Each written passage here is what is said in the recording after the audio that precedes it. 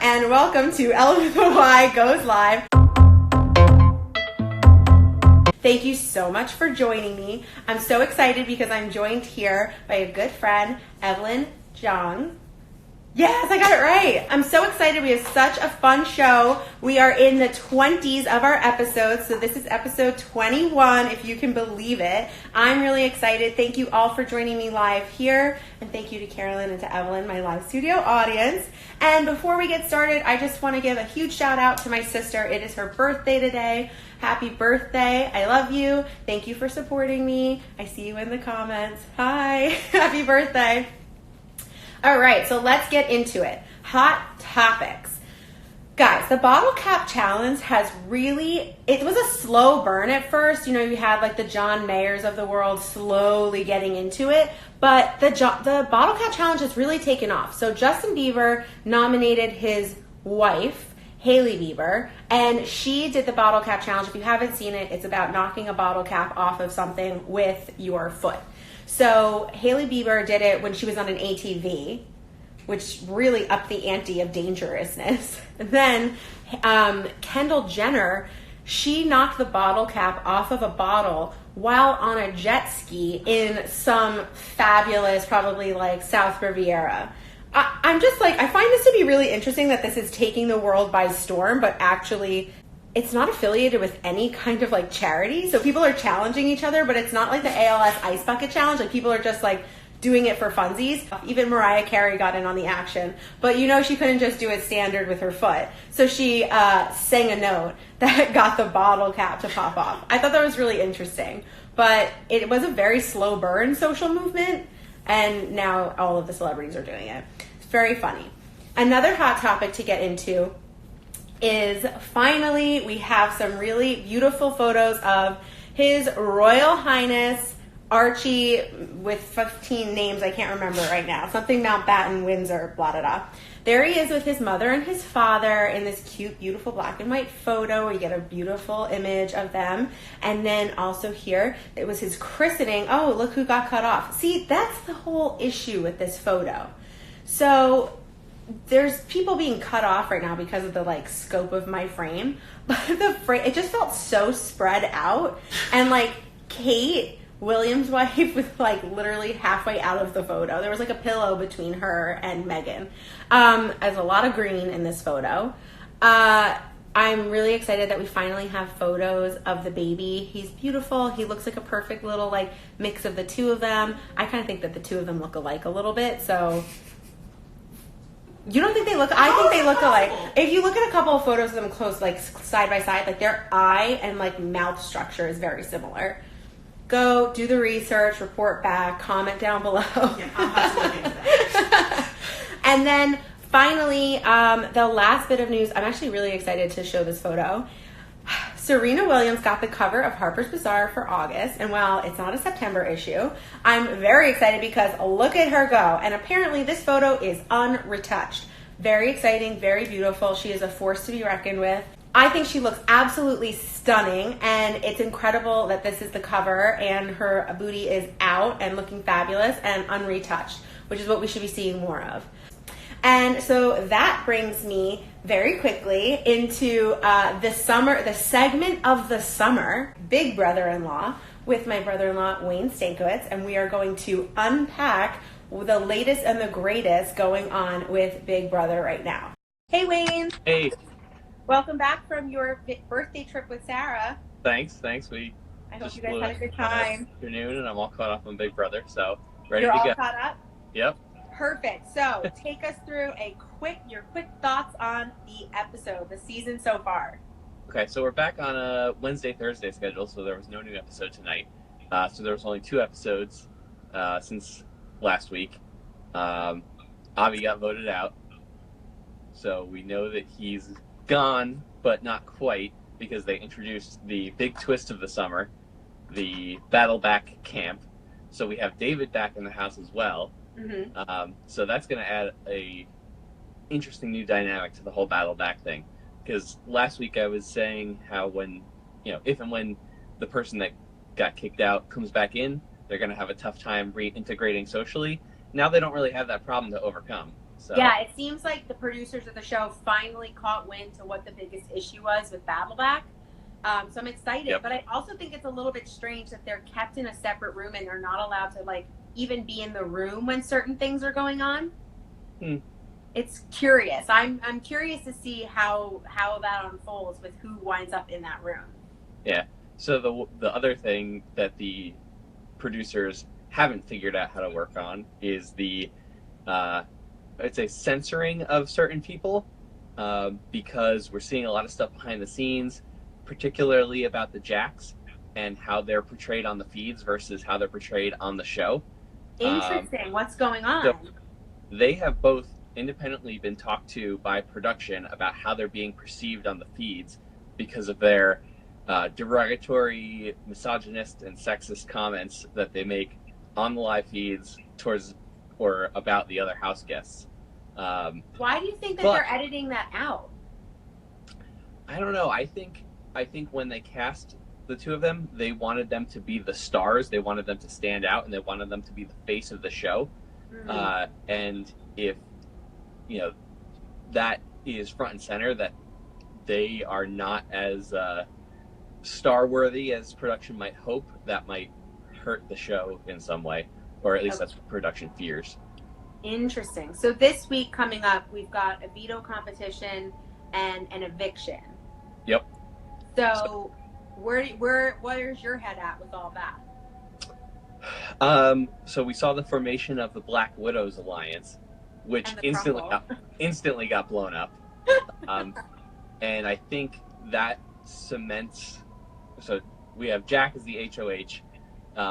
Bella, one of the Black Widows, instantly went to him and blew up that alliance. Yeah. That alliance had Jess and Kemi in it, who Jack was already not fond of. Mm-hmm. So I think I don't know if prejudices towards them is the right word, but his not liking them right off the bat, combined with the fact that now they're scheming behind his back, I think one of them is going to go.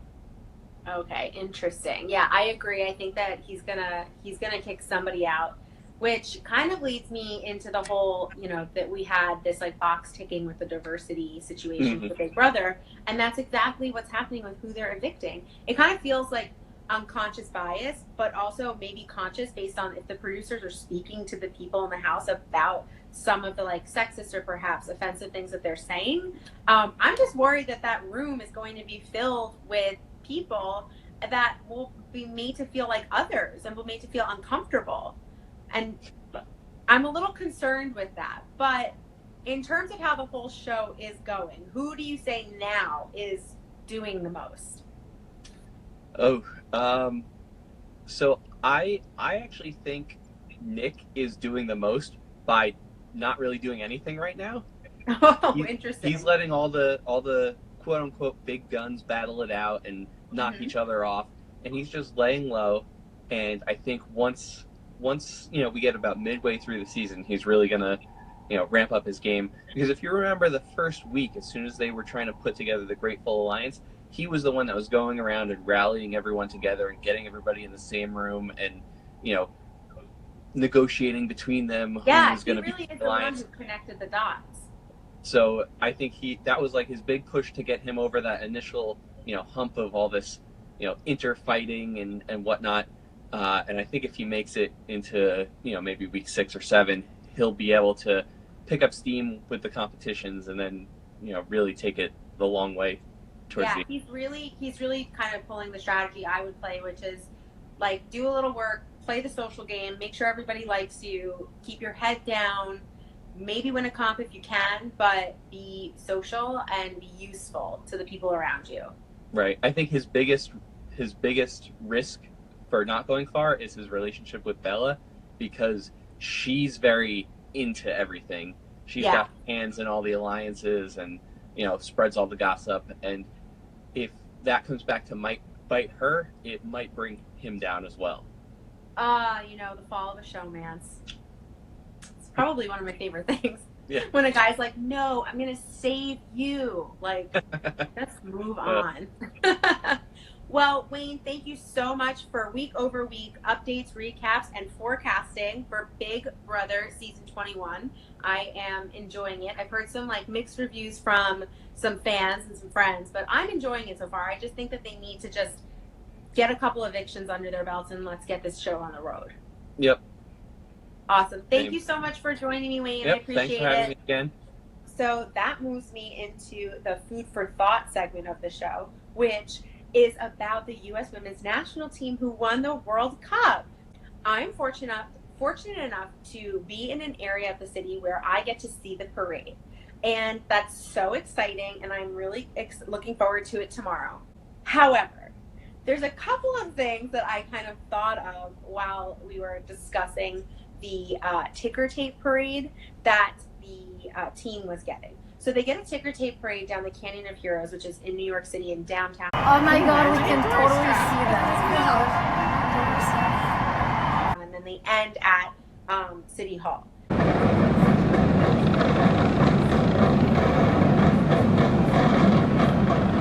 So all of this ticker tape falls out from the sky ostensibly, and I don't know where they get it from.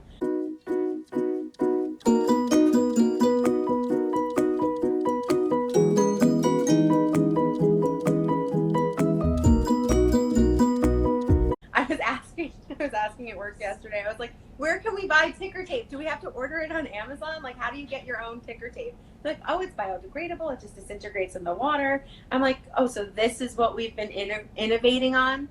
Ticker tape? Why are we all walking around drinking these straws made out of paper now? We couldn't innovate on plastic and figure out something else that works? Or collapsible? I can't. So we've innovated on ticker tape to make it as green as it can possibly be, because we would not be allowed to have ticker tape parades if it was not a green situation. So you get through the parade and then you get to City Hall where the mayor gives you the key to the city, which if you don't really know anything about getting a key to the city or what that is even about, you can literally do nothing with it. So the team's going to be getting all these keys, and they're going to be like, DJ Khaled, I got the keys.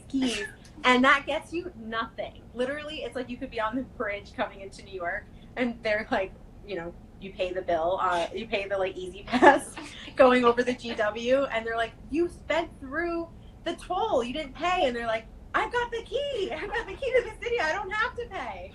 So ridiculous. And also, another thought I had was, so they're the U.S. women's national team. Our capital is not New York City. Our capital, although some of us may think it is, our capital, right? But our capital is Washington. And while I understand that maybe people do not want to go to Washington right now, I think the winners of the Super Bowl didn't want to go to the White House either. That's fine. I get it. Don't go and protest. But why isn't the ticker tape parade in Washington, D.C.? That's what I don't understand. They're literally the team for America. 2-time world champions, defending champions, by the way. Equal pay, come on. And the only way that they're going to get equal pay is if we all year round demand that they get the screen time that they deserve. It's not just this one time a year every 4 years. And I think that that's something that we all have to remember. And that can be the end of food for thought, is if you want to see equal pay, if you want to see equal screen time, you have to demand it, and you have to show up with your dollars. So if the games are going on, you need to go, and you need to make sure that your sports package includes women's channels or women's games. So just a heads up, because they should be getting paid equal, if not more. I believe they should probably get more because they've been medaling way more than our men's national team. And for more information on that, follow On Her Turf on Refinery29, because that's where I got all of my U.S. women's soccer information the last couple of weeks. And so that is the end of Food for Thought. And that means my guest is going to be joining me, Evelyn Zhang. Can I do it right again? You're gonna come in. Come on into frame. Woohoo! Mm-hmm. Yay! I can see myself. Yeah, it's great. So thank you for joining. Of course. So how do we know each other so well? This is where we sit. Wait, it literally is just because we both talk a lot. I think it's just because we talk a lot. And we've never worked together. We never worked together. We would, on the workflow wise, never met each other. Nope. Ever. Never worked Hi, together. Sue. I love it. No, yeah. So we've never worked together. We just are working in proximity and know people who've worked together. Then that's how we know each other. And then you generally sit in the open space that's behind my desk. Yes, the shop. Yeah, yes, the shop. We love the shop. Okay. So I'm so excited, Evelyn, to have you on the show because Maria, shock. I've never heard either of you talk before. Shock. We're so quiet. We're so quiet. We're introverts. Very introverted. So I wanted to talk a little bit about the fact that you grew up in China and came over just to go to college, right? Yes, that is true. Which I just found out college was much more recent for you than for me. Which is sad. We'll keep the number. Sad we'll and keep the number secret. Sad and upsetting for me. But so you were in China. You grew up in China, born and raised. And I'd like you to kind of just talk a little bit about what it was like to grow up in China and then come here. But I'd like you to specifically start with the fact that you were a child actor in China. Okay, so I was not a famous child actor. No one goes Googling me because you will not find anything. So my parents put me in acting classes and a lot of classes in little. Okay. One of them is acting class. So I did, you know how like for like Jim Kimmel they have like they have like skits with like children's in it. Yeah. I like that's what I did. Like Oh. I didn't like it wasn't in like a show or anything. I wasn't Okay. like a film actress. You Okay. know? Like and I did like I think according to my parents, I don't remember this. I did like a couple commercials. I did like a commercial for a department store. Oh my It gosh. was unpaid. My payment was like a hat from like the commercial. This was also like 90s in like China. Like it's not like it hasn't gotten that capitalistic yet. You know? Okay. But like So- commercial was. a thing. So, okay. So you are a small-time child actor. Yes. And then you decide, so you go to school and you decide you want to like come to school in America. How does that come? That's a huge jump. I don't know that I would go to school internationally. Well, I went to an international high school. Oh. So I did AP Calc, AP Physics, Oh, she's smart. AP Econ. So I did all the AP classes. Okay. I took ACT. Okay. Took the TOEFL English test, got into school, and here I am. Also, I have to went to U.S. Embassy for a visa, but that's the other. So you went to the U.S. Embassy to get a visa. That's so. Which- How old were you? You were young when Interesting you fact: did that. you can't bring any bag into the U.S. Embassy. You can't bring a bag into the U.S. Embassy in China. No, you can't bring a phone or anything. You can only bring your paper document. You can't bring in any electronics or a bag. So there's a whole business outside of the embassy where people will like literally hold your stuff for you. Because a lot of people go and they don't know that you can't bring anything And then in. you pay them and give them money to hold your stuff. Yeah, Well, basically. there's but like they can capitalism- also take it capitalism right there, alive and well, right Yeah. outside the U.S. Embassy. right outside of it. That's incredible. Oh my god, what do you do when you're waiting in line? Did you have to read like a book? No, You didn't have what? anything? You bring a whole shitloads of documents so you can prove that you're like, you know, have money to go to the U.S. and like you're like a legit person. I think that it's really impressive. Like the amount of time and energy and work and attention to detail and like just internal drive to actually like leave your own country to go do something in America is so impressive. I feel like I've heard a lot of times people that have become American citizens here later in life, like they swear that they know more about the U.S. history and like Constitution than like an American would, and I don't doubt it. I don't doubt it. I don't know anything about an embassy. I've never walked into an embassy in my life. It's not that great. No. It doesn't sound it. I don't want anyone to take my bags and electronics. I'm a New York bag lady. I have so many bags. Yeah, you get your fingerprint scanned. You get like all the fancy NSA security stuff. And so then you came to America and somehow have developed interesting celebrity crushes. They're not interesting. Okay. This, I don't think it's weird. Everyone thinks it's weird, but I do not agree. I'm not going to shame you. I'm not shaming you. I just think it's interesting. Mhm. Your attraction to celebrity men is more cerebral. So you have a crush on, you think that Michael Barbaro, Stephen Colbert, Mhm. and John Oliver Yeah. are quote unquote hot. They're so cute. So sweet. I So sweet. I don't think that they're not. I don't think they're bad. I'm not, who cares? It's good looking or bad. I just think it's very interesting that you're like very into like the cerebral type. I What love is- that. What is the reworld? He's like brainy. Like they're really smart. They're like, you know, do you like George Stephanopoulos? Yeah. No, thank you. No. But no, because like I like it's like the funny and the smart. Oh, okay. You know, like Okay. do you see like Yes. What Like- about Trevor Noah? yes, Yes. yes, Same. like those dimples. Oh, I know. He's so cute. He looks really cute. I think that's adorable. I think that honestly we should be promoting more, very, very smart, witty, quick-witted men and have them become more famous versus these, like, we were talking about on Big Brother. It's like these Big Brother guys, they're just like these basic, like, ripped abs, like, classic, like, stereotypical cute. And we need to be promoting some, like, you know, exactly. some, like, You know, depth. that cares about like society and like Cares about society. Yeah, Exactly. exactly. Okay, well, if I ever see you out on a date with any of them, I'll call their wives. Or if anyone knows them, or if Yeah. anyone here knows someone who works at HBO, please give me a ticket. I'm just gonna put this out there. Yeah, speak your intention. I'm gonna I like believe that. secret. Is that's Manifest the book, right? that. I'm gonna Yeah. like secret. Yeah, myself. manifest it. We talk a lot about that. I'm talking constantly about how if Ellen DeGeneres ever retires, I will take over for her. Yeah, and if John Oliver ever gets divorced, There you that's go. me. So we're going to play a quick little game. So anyone that is watching, you're more than welcome to play and comment below. The first question, the game is going to be, would you rather? And the first question is going to be, based on the theme of food for thought, would you rather have a ticker tape parade or get a key to the city?